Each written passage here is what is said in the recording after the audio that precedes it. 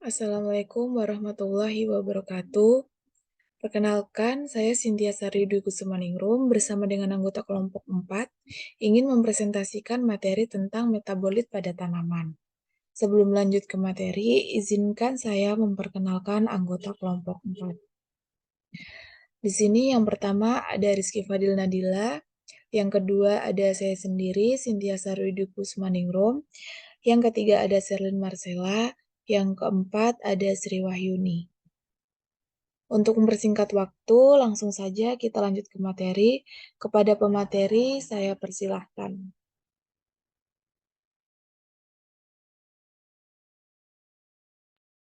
Definisi metabolit. Metabolit adalah produk metabolisme. Metabolomika adalah cabang biologi yang mempelajari komposisi metabolit secara keseluruhan pada suatu tahap perkembangan. Metabolisme merupakan modifikasi senyawa kimia secara biokimia di dalam organisme dan sel. Metabolisme mencakup sintesis, anabolisme, dan penguraian katabolisme molekul organik kompleks. Metabolisme total merupakan semua proses biokimia di dalam organisme. Metabolisme sel mencakup semua proses kimia di dalam sel. Tanpa metabolisme, makhluk hidup tidak dapat bertahan hidup.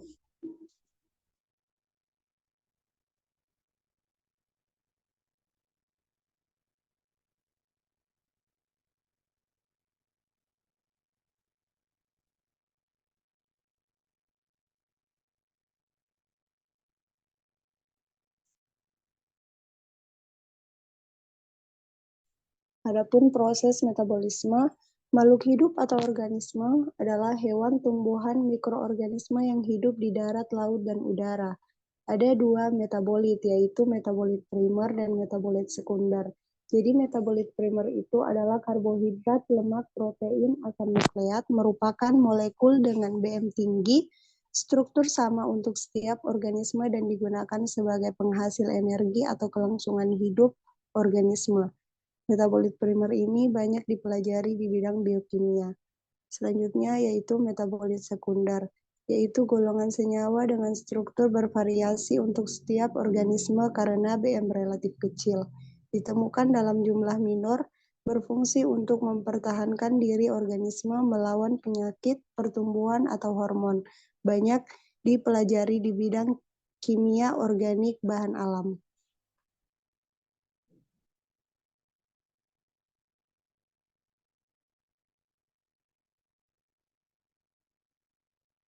Proses metabolisme primer, keseluruhan proses sintesis atau penyusunan dan perombakan zat-zat utama penyusun tubuh atau polisakarida, protein, asam lemak, dan lain-lain. Selanjutnya proses metabolisme sekunder, yaitu proses-proses kimia jenis lain yang hanya terjadi pada spesies tertentu sehingga memberikan produk yang berlainan sesuai dengan spesiesnya. Selanjutnya yaitu hubungan metabolisme primer dan sekunder. Jadi terdapat 3 jalur, yaitu ada jalur asam asetat, jalur asam mevalonat, dan jalur asam sikimat. Pertama-tama saya akan menjelaskan tentang istilah-istilah pada jalur biosintesis ini. Yang pertama yaitu ada starting material. Jadi starting material itu sendiri adalah bahan awal yang digunakan untuk menghasilkan metabolit dari hasil biosintesis. Contohnya di sini yaitu ada glukosa.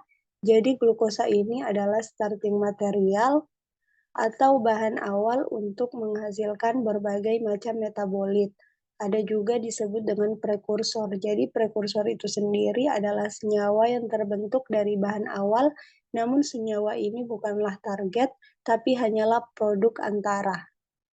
Selanjutnya ada biokatalis. Jadi biokatalis itu sendiri adalah enzim yang memiliki fungsi untuk mempercepat reaksi biosintesis. Selanjutnya adalah jalur biosintesis. Jadi jalur biosintesis itu sendiri adalah serangkaian tahapan untuk dapat mengubah starting material menjadi produk akhir. Jadi produk akhir itu sendiri adalah metabolit yang dihasilkan. Jadi di sini saya akan menjelaskan 3 tahapan atau 3 jalur biosintesis. Yang pertama yaitu jalur asam asetat. Jadi jalur asam asetat sendiri ada perubahan dari asam pirufat menjadi asam asetat terlebih dahulu, kemudian dari asam asetat ini menghasilkan beberapa metabolit seperti poliketidah dan lemak. Selanjutnya ada jalur asam mevalonat. Jadi jalur asam mevalonat ini sendiri adalah pembentukan asam mevalonat terlebih dahulu lalu menghasilkan metabolit akhir yaitu terpenoid, karotenoid. Selanjutnya ada jalur sikimat. Jadi pada jalur sikimat ini prekursornya ialah pentosa tetrosa dengan menghasilkan metabolit akhir yaitu polisakarida dan asam amino aromatik. Jadi selanjutnya saya persilakan kepada teman kelompok saya.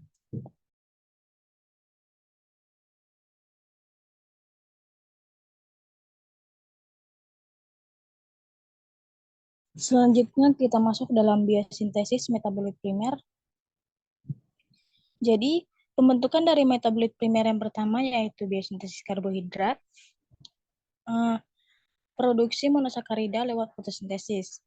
Nah, dalam tumbuhan yang berklorofil, monosakarida diproduksi melalui fotosintesis, di mana proses tersebut terdiri dari dua golongan reaksi, yakni reaksi cahaya. Reaksi cahaya itu dia mengubah energi elektromagnetik menjadi potensi kimia. Kemudian yang kedua itu reaksi enzimatik. Reaksi enzimatik ini dia menggunakan energi dari reaksi cahaya untuk memfiksasi karbon dioksida menjadi gula. Nah, reaksi terakhir ini biasa disebut dengan reaksi gelap. Hasil dari kedua reaksi ini bisa disimpulkan menjadi reaksi sederhana. Teman-teman bisa lihat di slide, itu ada 2H2O, CO2, cahaya, ada klorofil menghasilkan CH2O, H2O, dan O2. Kemudian yang kedua itu ada biosintesis sukrosa. Sukrosa ini adalah produk tanaman yang sangat berguna bagi manusia. Pada penelitian menunjukkan sukrosa tidak hanya sebagai gula pertama yang terbentuk dalam fotosintesis, tetapi sukrosa ini dia menjadi bahan transport utama. Kemudian yang ketiga ada biosintesis lipid. Biosintesis asam lemak berjalan dengan sederet reaksi melibatkan dua kompleks enzim, ATP atau nikotinamid adenin dinukleotid fosfat, MN2 atau mangan, serta karbon dioksida. Kemudian yang keempat ada biosintesis asam lemak, biosintesis asam amino dan protein. Protein terdiri dari rangka asam amino yang terbagi menjadi dua, yaitu esensial dan non-esensial. Asam amino esensial itu dia hanya disintesis oleh tanaman, sedangkan asam amino non-esensial itu dia bisa disintesis oleh tanaman dan manusia. Biosintesis asam amino erat hubungannya dengan biosintesis metabolit sekunder. Keduanya melibatkan proses transisi. Proses transisi itu adalah tindakan membuat perpindahan dari satu set karakteristik atau keadaan ke yang lain. Next. Selanjutnya kita masuk dalam biosintesis metabolit sekunder. Biosintesis metabolit sekunder sangat beragam, tergantung dari golongan senyawa yang bersangkutan. Jalur yang biasanya dilalui dalam pembentukan metabolit sekunder ada 3 jalur. Yang pertama, ada jalur asam asetat. Senyawa metabolit sekunder yang dihasilkan dari jalur ini ada asam lemak seperti laurat, miristat, palmitat, stearat, oleat, linoleat, linolenik. Kemudian ada gliserida, poliasetilen, fosfolipid, dan glikolipid. Kemudian jalur yang kedua ada jalur asam sikimat.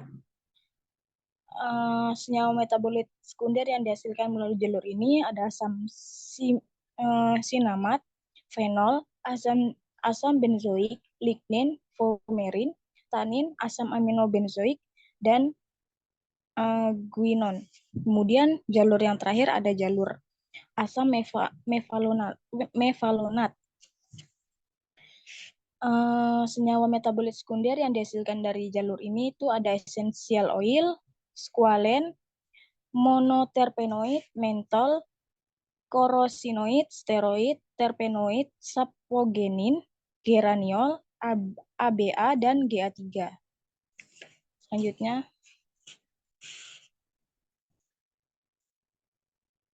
fungsi metabolit primer dan sekunder. Yang pertama, metabolit primer. Metabolit primer ini berfungsi yang pertama diperlukan untuk memenuhi kebutuhan dasar tubuh, kebutuhan dasar hidup bagi tumbuhan. Kedua, untuk pertumbuhan atau perkembangan bagi tumbuhan tersebut. Ketiga, sebagai cadangan makanan. Selanjutnya, pada metabolit sekunder, yang pertama, proteksi terhadap serangan mikroba, seperti phytoalexin. Phytoalexin ini adalah senyawa pertahanan yang dapat diinduksi. Phytoalexin ini dia memiliki struktur yang bermacam-macam. Kemudian dia disintesis dalam sel di sekitar sel yang terinfeksi. Kemudian dia terakumulasi dalam konsentrasi yang tinggi pada sel yang mati. Kemudian yang kedua ada elisator. Elisator ini adalah senyawa kimia spesifik yang menginduksi respon mekanisme pertahanan tumbuhan. Kemudian yang kedua ada proteksi terhadap serangan atau gangguan herbivora.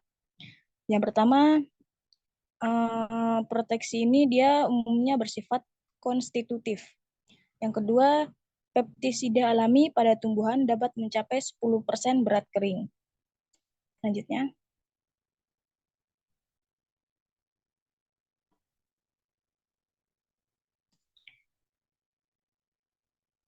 ciri-ciri metabolit primer dan sekunder. Metabolit pertama, kita masuk dalam metabolit primer. Ciri-cirinya pertama, terbentuk melalui metabolisme primer. Dua, memiliki fungsi yang esensial dan jelas bagi kelangsungan hidup organisme penghasilnya. Ketiga, sering berhubungan dengan organisme penghasilnya. Keempat, bersifat tidak spesifik. Kelima, dibuat dan disimpan secara intraseluler. Keenam, dibuat dalam kuantitas yang cukup banyak. Ketujuh, melibat langsung dalam fungsi fisiologis normal. 8. BM dari kecil dalam bentuk monomer hingga polimer sangat besar. Kemudian metabolit sekunder, ciri-cirinya yang pertama, senyawa yang tidak memiliki fungsi khusus dalam pertumbuhan dan perkembangan dan reproduksi tanaman. Kedua, dibutuhkan untuk eksistensi keberlangsungan hidup tanaman itu di alam. Kemudian yang ketiga, dia berfungsi untuk mempertahankan diri dari kondisi lingkungan yang kurang menguntungkan.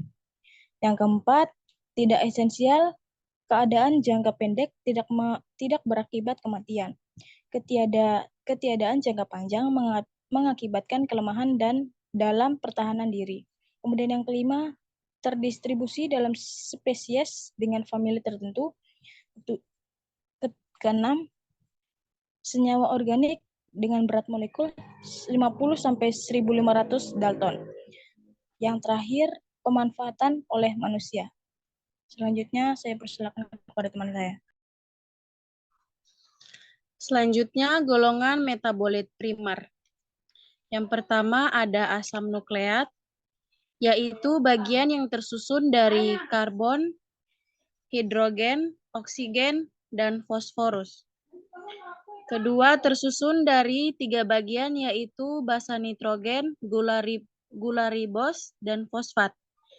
Berdasarkan fungsi utamanya dibedakan menjadi pertama, sebagai energi kimia ATP, yaitu adenosin trifosfat, UTP, uridin trifosfat, dan GTP, guanosin trifosfat. Kedua, sebagai komponen regulator CGMP, cislit guanosin monofosfat, CAMP, cislit adenosin monofosfat. Sebagai komponen materi genetik, yaitu RNA dan DNA. Dan yang keempat sebagai kofaktor, FAD, flavin adenin dinukleotida, koenzim A dan NAD, yaitu nikotinamida adenin dinukleotida. Gambar di slide merupakan komponen asam nukleat. Teman-teman bisa lihat. Selanjutnya lipid, yaitu golongan senyawa metabolit primer yang bersifat hidrofobik atau anti air. Dibedakan menjadi 3 kelompok. Yang pertama sterol, merupakan penyusun membran sel makhluk hidup. Yang kedua kolesterol, dan yang ketiga lemak, tersusun atas asam lemak dan gliserol. Gambar di bawah merupakan contoh komponen lipid. Teman-teman bisa lihat. Slide selanjutnya.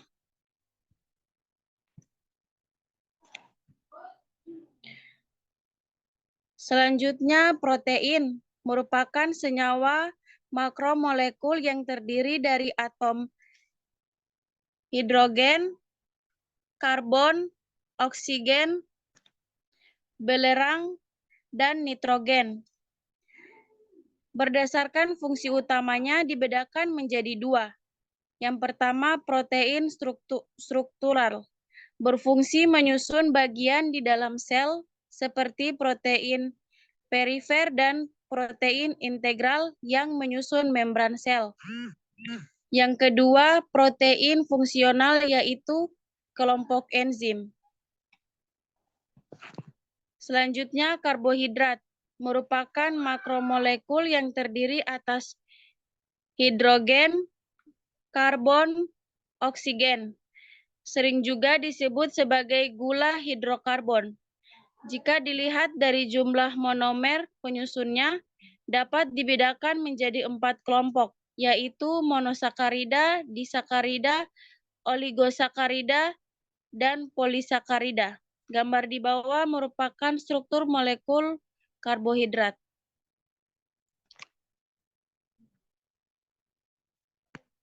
Selanjutnya, golongan metabolit sekunder. Yang pertama, alkaloid. Golongan senyawa basa bernitrogen yang kebanyakan heterosiklik dan terdapat di tumbuhan.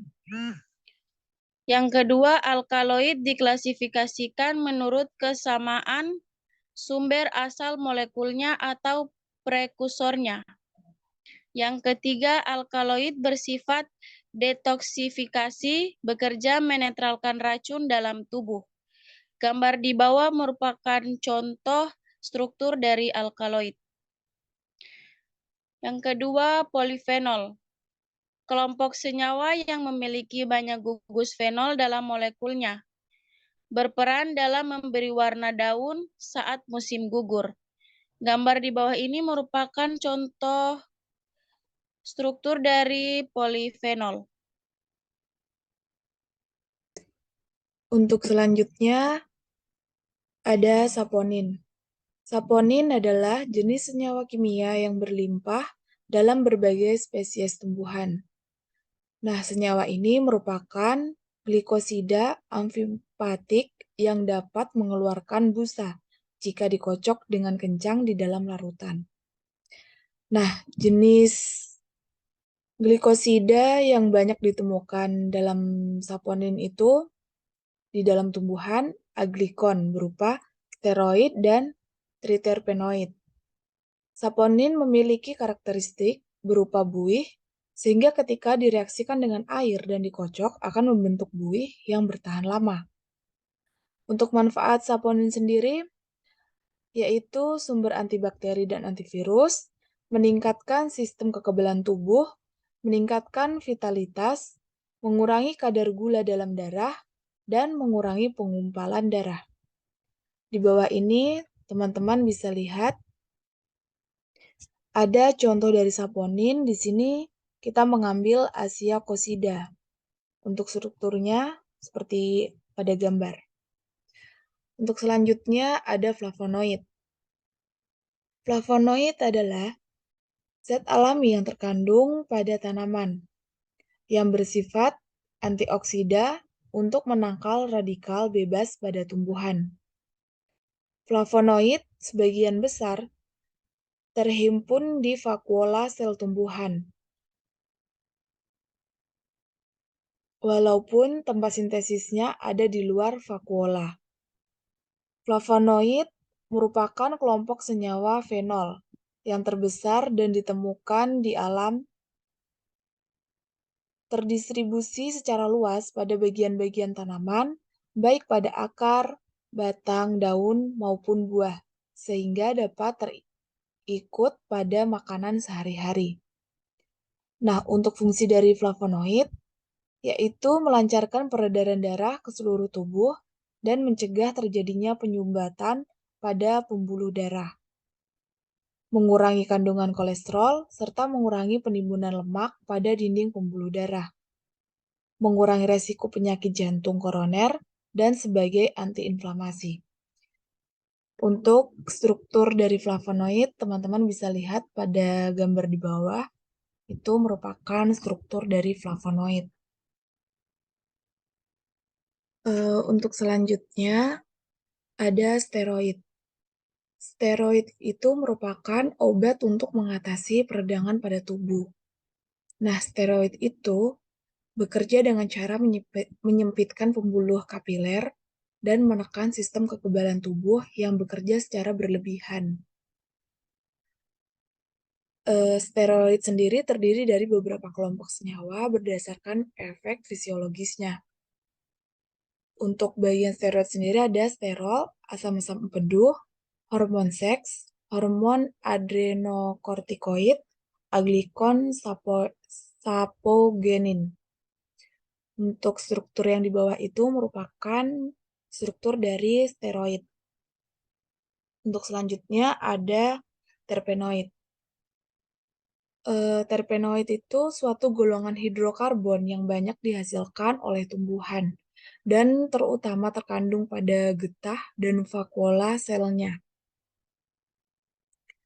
Nah, komponen-komponen pada terpenoid itu terdapat pada tumbuhan yang mempunyai bau dan dapat diisolasi dari bahan nabati, seperti minyak atsiri. Untuk terpenoid itu terdiri dari satu atau lebih kerangka karbon yang terdiri dari 2 atau lebih unit isopren. Yang di bawah ini merupakan gambar dari struktur terpenoid. Nah, untuk selanjutnya, agar sampel tidak terjadi perubahan mutu dan mencapai kadar air, itu harus memiliki persyaratan. Persyaratan itu harus diperhatikan dengan baik agar sampel tidak terjadi perubahan mutu. Yang pertama itu ada pengeringan. Nah, pengeringan adalah suatu cara pengawetan atau pengolahan pada bahan dengan cara mengurangi kadar air. Nah, sehingga proses pembusukan dapat terhambat. Dengan demikian dapat dihasilkan simplisia terstandar, tidak mudah rusak, dan tahan disimpan dalam waktu yang lama. Dalam proses ini, kadar air dan reaksi-reaksi zat aktif dalam bahan akan berkurang, sehingga suhu dan waktu pengeringan perlu diperhatikan. Pengeringan dapat dilakukan dengan ada 3, yaitu yang pertama sinar matahari, secara tidak langsung namun ditutup dengan kain hitam. Untuk yang kedua oven. Untuk suhu oven itu berkisar 40-60 derajat Celcius. Nah, yang terakhir bisa dikeringkan secara langsung. Yang kedua, ada suhu. Untuk suhu pengeringan tergantung pada jenis bahan yang dikeringkan. Pada umumnya, suhu pengeringan antara 40-60 derajat Celcius. Dan hasil yang baik dari proses pengeringan adalah simplisia yang mengandung kadar air kurang dari 10%. Untuk yang ketiga, ada komponen-komponen kimia seperti enzim. Enzimnya sendiri adalah hidrolase, oksidase, dan polimerase. dan ada lagi enzim-enzim yang lain. Yang tertinggal pada jaringan yang dipanen belum berhenti. Enzim bisa terdapat dalam jaringan. Selain itu, enzim juga masih mempunyai aktivitas di luar sel hidup. Oleh karenanya, sering terlihat adanya kerusakan hasil panen yang merubah penampilan menjadi berwarna coklat akibat aktivitas enzim oksidase. Enzim memiliki sifat tidak tahan terhadap pemanasan.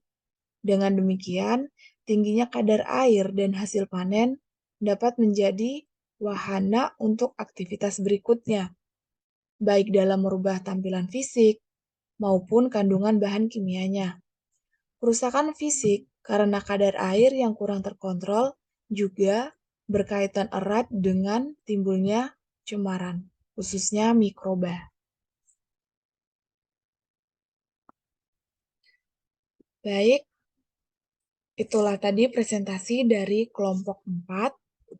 Mungkin ada materi yang kurang difahami atau ada pertanyaan dari teman-teman bisa ditanyakan.